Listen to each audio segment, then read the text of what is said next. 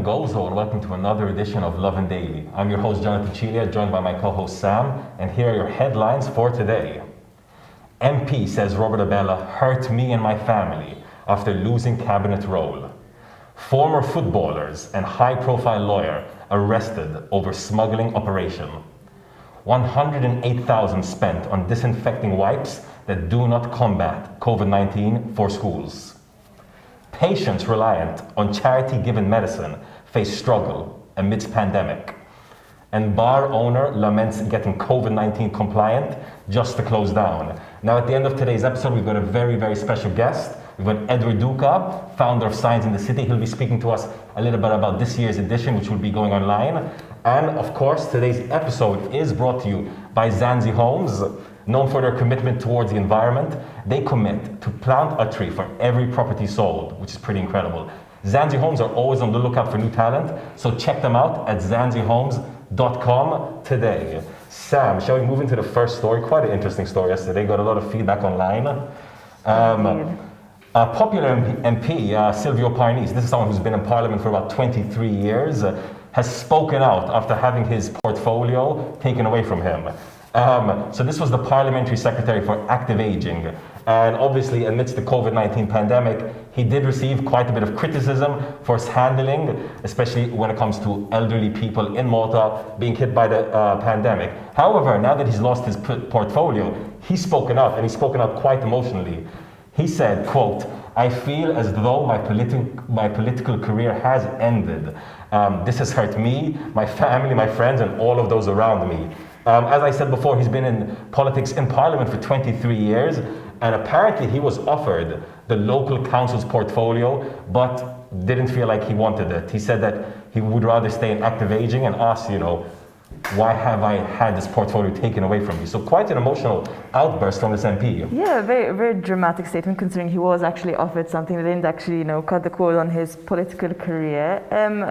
Just to refresh your memories, we've just seen a major cabinet reshuffle. We now have 20 ministers, one of the biggest cabinets in Europe. It's also the most feminine one. There are actually four females in cabinet, including Miriam Dalli, who was co-opted into Parliament. She has a major ministry.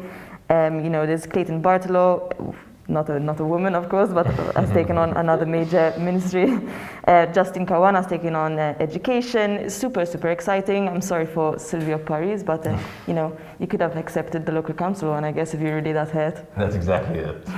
So moving on to our next story, former footballers and high-profile lawyer arrested over a smuggling operation. So former footballers Darren De Bono and Jeffrey Ketkuti have been charged with money laundering and smuggling offences after a probe into the now defunct Sata Bank, which was amid a lot of controversy. The lawyer involved was Author Atsapardi, and was found to have 1.9 million transferred into his bank account. Pretty insane allegations. Author Atsapardis actually was the lawyer of Vince Muscat, who was one of the three charged in the Daphne Caruana Galizia murder. De Bono was actually accused of fuel smuggling in 2017 and is under US sanctions. It's a lot of webs as usual when it comes to these shocking stories. Hopefully justice is served soon. As you said yourself, we've been hearing about rumors about De Bono related to oil smuggling for years now, but I don't think many people saw Arthur Atsapardi being involved in this. I myself was quite shocked. He's a very popular lawyer in Malta, involved in many high-profile cases. The fact that he might be involved in this is quite heartbreaking to many people. I'm sure his clients might not be feeling very happy right now. That said, innocent until proven guilty. Let's see how this case develops. Of course. Moving on to the next story. This is a really crazy story to me, and it kind of flew under the radar, I think. You can find all the details on lovinmalta.com. A government tender to get disinfecting wipes for schools has gone a little bit awry after it turned out that the wipes are not effective against COVID-19. So 108,000 were spent on this tender. This is a tender issued by the Health Ministry on behalf of the Education Department, and the tender is for 7.2 million disinfecting wipes for hands and surfaces. The issue is they are antibacterial wipes, not antimicrobial wipes, which critics have said is the wipes we should have been getting if we wanted to combat COVID-19 in schools. The health ministry has said, listen, we are not going to be altering the tender. This is what we wanted anyway. So I'm not exactly sure what the intent was from the get-go, if it was for COVID-19 or for just general disinfecting. But yeah, if it was meant for COVID-19, the fact that over 100,000 was spent with 2 ministries involved to get something that might not exactly be doing what we're wanting is a bit sad and hilarious at the same time. I mean, in the name itself, you know, if it's antibacterial, this is a virus. I mean, I have no science background and I knew that, but I guess we're just learning as it comes with COVID-19. And unfortunately, some people aren't learning. In fact, some vulnerable students, as we know, there was a virtual school opened for Malta's vulnerable students, and half of them are not attending school. So I think we're going to have an education crisis on our hands here. Speaking of COVID-19, just to give you the latest medical bulletin, there were 133 new cases registered yesterday, bringing the total active cases to 2,082. And unfortunately, we've had 5 new deaths yesterday, meaning our total death toll is at 122. Our condolences to the families. Now, speaking of health, we've had quite a serious story yesterday. In fact, patients, particularly some cancer patients relying on charity-given medicine, face struggle amid the pandemic. So let's just explain a bit here. Lovin Malta spoke to Lara Said, a 52-year-old educator who was diagnosed with myeloma in 2018. Myeloma is an incurable cancer of the blood and immune system. She, ineligible for stem cell therapy, is reliant on this medicine called DARA. Now, DARA is extremely expensive. It costs nearly 10,000 euros a month, but unfortunately, it is not supplied by the government, so patients like Said have to resort to charity. Now, charities like the Malta Community Chest Fund do a fantastic job in helping cancer patients like Said, but the problem remains that this should not be the responsibility of charities like the Community Chest Fund. They should not be reliant on fundraisers like this. It's a very volatile situation like that. There's no guarantee that there is funding. And in fact, now we are in a pandemic. There hasn't been the fund run, there hasn't been the usual annual events, and the funds are being sucked dry. No, you're exactly right, Sam. It's an unfortunate reality in Malta that a lot of the gaps where the state is not able to provide for people is usually filled in by charities. And I think it took something like the COVID-19 pandemic to kind of show us how vulnerable that kind of a system is. If we're reliant on charities to do what the state should be doing, all it takes is one global catastrophe to come in, and next thing you know, you've got people falling through the cracks. I think the story really shows us the hidden costs of the pandemic. Just like Lara, I'm sure there are many, many others who are in similar situations where all of a sudden, some system that they've always relied on has suddenly become super vulnerable. So this is definitely a story that we're going to be following ourselves. Find our story. We spoke to Lara ourselves. You can find all the details on lovinmalta.com. Moving on to the final story, and another thing related to the effects of COVID-19. And I think this is something that is also going under the radar. A bar owner has spoken up complaining about, all the work that she did to get her restaurant, her establishment in order, to get that nice COVID-19 MTA compliant sticker on her door, just to be shut down anyway as soon as the alcohol regulations came in. So we spoke to this woman who preferred to stay anonymous because she's worried that her establishment might face criticism for even speaking out. And she said, listen, quote, "We are in limbo. We've had over 50 inspections and not a single one of them found any broken rules. We bought visors, we bought masks for guests, single-use clothing in case someone vomits. We bought yellow garbage bins. We showed the disinfection of our washing system, our water system as well. And all of this was for naught. All this investment and all these checks and constant inspections were for nothing, because as soon as the alcohol restrictions came in, she had to close down anyway because it wasn't profitable to stay open. So, while we're being told to social distance and stay home and et cetera, and stay in your bubbles, it's important to realize that businesses out there did put a pretty penny in to make sure that the businesses could stay open, hopefully, only for the business to be closed. And obviously this means employees don't have income and the business owner must be racking her head. So I think it's just important to keep in mind that there are multiple hidden effects to this COVID-19 pandemic. I'm going to cut to the sponsors video today just to remind you that today's episode is brought to you by Zanzi Homes, known for their commitment towards the environment. They commit to plant a tree for every property sold. Zanzi Homes are always on the lookout for new talent, so check them out at zanzihomes.com. We're going to cut to a quick clip, and when we come back, we'll be joined in the offices by Edward Duca. We believe in challenging the status quo. We don't believe in being okay with the good when we know awesome is just around the corner. We don't want to do things the same way when there's a better way. We're driven to be more, achieve more, and be the very best at what we do. Changing the world for the better might just start with you. Changing your world for the better. And when your world changes, awesome things can happen. We are Zanzi.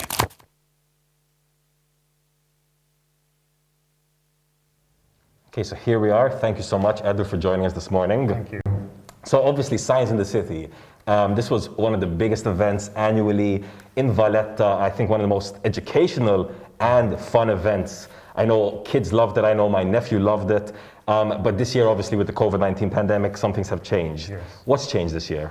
We've gone completely digital, so we're not going to have any real-world events apart from two in Spazio Creative. One's a puppet show for kids, one's a play by Malta and Gozo. So you can go on the Spazio Creative website to see those. But everything else is online. We have over 30 activities. Wow. It's going to be amazing. We filmed a lot of things from a studio. We've got a lot more things that people can see. We're going to have live Q&As with researchers, artists, Nice. Performers. We're trying really hard to make it engaging, interesting, exciting, hands-on, well, virtually. That's exactly it. So Science in the City was known for being very hands-on. It was very Yes. interactive. You could oftentimes, play with the installations and definitely get quite close to it. How is this going to be translated online? So everyone can book on our website, scienceinthecity.org.mt. I urge people to book as soon as possible. Of course. We're going to have a ticket for every day, day 1, day 2, day 3. It's all free, just to try and get as many people as possible. Amazing. So we're going to have Q&As with researchers, with the performers afterwards. We're going to have quizzes, especially in the mornings of Saturday and Sunday. Okay. Those are focused on families and kids, and in the evenings we've got more adult-oriented shows. So we're trying to target everyone, because when you come to Science in the City, you don't just have events for kids, you have films, you have talks, you have debates. We've been running pre-events since the 12th. Wow. And they've actually done well, especially on Facebook Live. They've got over 1,000 views each Wow, one. that's super. Yes, it's brilliant. That's actually really good. Because we spent since July organizing this thing. We spent over a year organizing this thing. But since July, a lot of the stuff happens. And then in early September, we decided we're going to go purely online. We're going to go hybrid. But then when we started seeing the numbers increase, we're like, this isn't safe. We, as a science and arts festival, we have to be responsible and have to do things. But we've tried really hard to do something amazing. So tune in this weekend, because there's a lot we're showing which is going to captivate people. And we've still got loads of researchers, loads of performers, loads of organizations involved, NGOs, government companies, university students. We've still packed it all. It sounds really packed. So I think one of the biggest things related to science, I guess if you could say this year, is obviously the rise of COVID-19. Obviously, people who might never have even spoken about the viruses became experts overnight, and you kind of had to, even when it comes to the spread of germs, etc., etc. Are there any shows or installations or anything related to COVID-19 or vaccines or anything of the sort? Well, it's about the numbers, because it really affects my work. Secondly, yes, we have a show by Malcolm Gallia, 0.00031%. Amazing. Something of the sort. And he's created this one-person show inspired by the COVID-19 virus. I mean, he gave us one application, then COVID hit, because we planned a year ahead, and we're like, okay, now we need to change it. No. We have to talk about this. So it's going to be on Saturday, 7:45 p.m. Beautiful. go on our website, you go on, there's view program if you want to download the program. Oh, wow. And you go on our events, live festival events, if you want to book. And you book on Eventbrite, again, everything's free. If you want to see Malcolm, well, live you can as well in Spazio Creative. He's going to be showing the plays, but it's really limited tickets, obviously because we have to keep social distance and all of the sort. We are only allowed it in Spazio Creative because they're a really reputable institution and they've worked very hard to remain open and maintain social distance at the same time. So tune in online on Saturday evening for that show, but we've got loads of other things. Exactly, I was going to say, so obviously Malcolm Gali, a very funny guy, hilarious comedian, so that's going to be a great show. I can't even wait to see it myself. But are there any more highlights, even you personally, are there any shows that you're looking out for? Yeah, we have this great show, this great collaboration with King's College London. And this is the amazing thing of doing things virtually and remotely also. It's quite nice to be able to just have people, they're going to be recording things in London. There's a musician, a dancer, and a researcher called Alina Evans, and they've created their team of researchers at University College London. She's like their spokesperson. She's also a researcher herself. It's wearable devices to treat things like depression. Wow. So our mobiles or Fitbits or whatever, they're taking data from our bodies. How interesting. Right? And they're using that to be able to detect and treat, or in a better way, things like mental health issues, which are really important, especially with COVID. There's been a big spike about that in Malta. It's something, I'm not sure how much has been talked about or addressed, but it's something that's really important because obviously you keep people socially distanced, indoors. It's what we need to do, but it affects our mental health. We are social animals. So this is a great show. It's going to be on Friday, Saturday, and Sunday. Tune in. The shows are going to be seen, they're going to be streamed through Zoom. They've been recorded in a studio, but people can access them through a link we're going to give them if they book the tickets. Obviously, you know, if you want to share the link, it's fine. But we urge people to book because that's the best way if you want to also interact with the people. Because in the Zoom rooms, we can ask questions to Alina, the musicians. It's really cool because they've hooked up these sensors to the dancer. So when the dancer moves, it's going to change the music. Incredible. And it's all inspired by these treatments also. This is what inspired them. We also have an online escape room on Friday. The Thursday one is fully booked, sorry. Wow, already. On Friday, it's been fully booked for 2 weeks. Incredible. The Friday, there's an evening one at 7:25, and then there's a morning one on Sunday. And it's amazing because we're collaborating with Biopic. So it's an NGO called Greenhouse in Malta, collaborating with Biopic in Ireland. And it's going to be escape rooms happening there virtually and here virtually. Wow.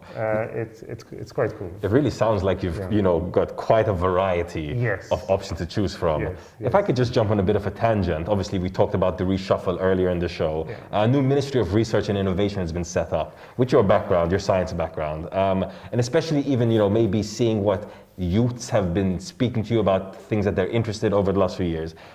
What's your advice to the new minister when it comes to having a good approach on innovation in Malta?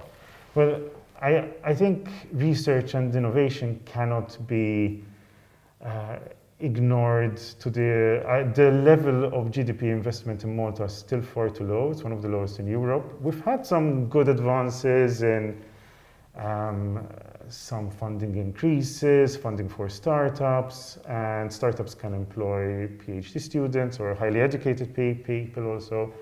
But we need tens of millions more in competitive funding, in funding for PhD students, in funding for postdocs. Some of those have started, we need to continue them. we really need to take it serious and to another level, because research happens all over the world. We're seeing it with the COVID-19 pandemic. I think there's over 200 vaccines being produced. Wow. But check it. Yeah. Check the numbers, and that approach is needed.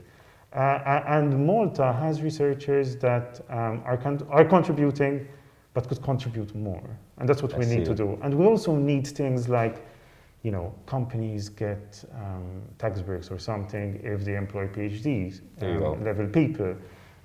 We need these sort of clever ideas and incentives, not just money, in order to encourage foreign direct investment directly into research. Nicely, we're working with a company called Trust Stamp, and we're going to hold an event tonight.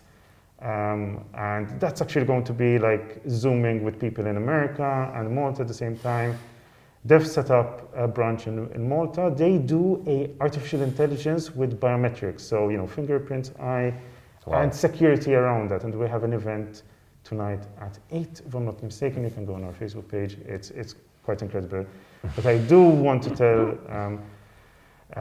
Minister Honorably Bonici to, let's meet up, talk. There's lots of stakeholders in Malta from industry, academia, and also to involve citizens in research. This is a really important thing. In terms of my field, science communication, I find that very inspiring, and it's what we're trying to do. It's involve more people in research to improve, the health and economic benefit for Malta. How would you say Malta's science communication is in general, from authorities to the public? I would like there to be more monitoring and assessment of health communication messages. Okay. That's my plea. You're talking about the daily briefings? Daily briefings and so on. I'd like to know what trust there is in scientists, in doctors, in industry professionals, how people are interpreting these messages. And you need to have research happening in that. Research in science communication, health communications, to monitor these campaigns, get the data and adapt what you're saying and how you're behaving in order to be more effective. Especially right now with COVID-19, because that's so important. In terms of science communication, there's Esplora, there's the Directorate for Curriculum Management. I think both are doing a really good job. And there's what we do. With Science in the City, Malta Cafe Sci. There's a team, I think, around me of around 20 people when it includes the part-timers, interns, and a few full-timers. I could plug a lot of people, but I think it would take a lot of time. I want to thank them because they really dedicate. People in this field are really passionate. They invest way more time than usually they're paid for, if they are paid. They should be paid, definitely. But it's really nice to see people want to communicate their research, the research of other people to others, because research affects us, it affects our daily life. Look at COVID. It's really important. No, we should definitely be supporting Maltese researchers as much as possible. Just to remind you guys, Science in the City will be happening this weekend. They can find out all the information on which website? scienceinthecity.org.mt. We're also on Facebook. So just Science in the City Malta. It's really easy. Get in there, book your tickets. Like Edward just shown us, there's a range of incredible shows that you and your kids are going to love. That brings us to the end of today's episode. From ourselves in the Lovin Daily offices, have a day full of lovin'.